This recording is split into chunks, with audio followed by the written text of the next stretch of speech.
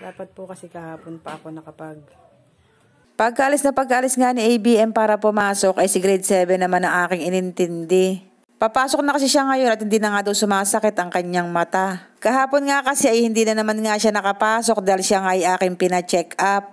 Ay sobrang nahihiya na nga ako sa kanyang advisor dahil hindi nga niya nabubuo ang isang linggong pasok. Tinanong ko nga siya kung kaya na ba niyang pumasok at sabi naman niya ay kaya naman daw niya. Kung pwede lang talaga nasamahan ko siya sa pagpasok ay talaga namang gagawin ko, wag nga lang siyang mag-absent. Pero sabi nga niya ay wag na daw at siya nga daw ay nahihiya. Oras kasi ang pag-inom niya ng gamot, yung paracetamol ay 4 times a day at yung pamatak naman sa mata ay 5 times a day. Kaya nga gusto ko siyang samahan pumasok dahil yung pag-inom nga niya ng gamot at pagpatak sa kanyang mata ay may oras. Mabuti na lang talaga nakausap ko ang kanyang doktor at sinabi ko nga yung oras ng kanyang pasok at oras ng pag-uwi. Ang sabi nga ng doktor ay painumin ko ng gamot at patakan ko ang mata bago pumasok at ganun nga din pag-uwi. Pinasabay ko na nga rin siya kay Yums pagpasok at sabi ko nga ay tingnan-tingnan ang kapatid at kung meron mang mangyari ay tawag ka agad sa akin.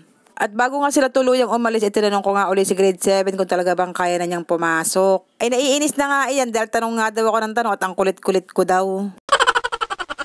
Pagkaalis naman nila, inihanda naman na aking ina itong aming lulutuing ulam sa pananghalian. Maglalaga nga kami ng dalag at yan nga inabili namin kahapon. At medyo matagal-tagal na nga rin nung huli nga kaming mag-ulam ng dalag. Ang inay ko na nga lang nagluto ng dalag dahil pagkatapos ko nga maligo kanina ay naglaban naman ako ng ilang pirasong puting damit. Konti lang naman yan at yung iba nga dyan ay uniform ni criminology sa trabaho kaya nga kinusot ko na lang. At kung bago ka palang nanonood na aking vlog, si criminology po ay working student. Online class siya sa araw at nagtatrabaho naman po siya sa gabi. Tapos na akong maglaba at kasalukuyang nagdadryer na bigla nga akong magutom. At tamang-tama nga lang din kasi nga luto na nga itong ating nilagang dalag.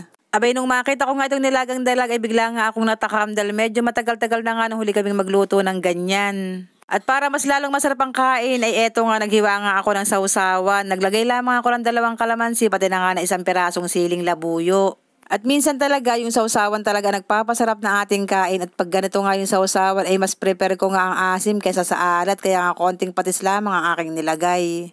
At ako talaga mahilig talaga ako sa mga maaanghang na sausawan. Pag kasi maanghang yung sausawan ay mas nakakagana nga siyang kumain. At grabe, nabigla talaga ako dahil ang dami ko nga nakain. Yun lang, salamat.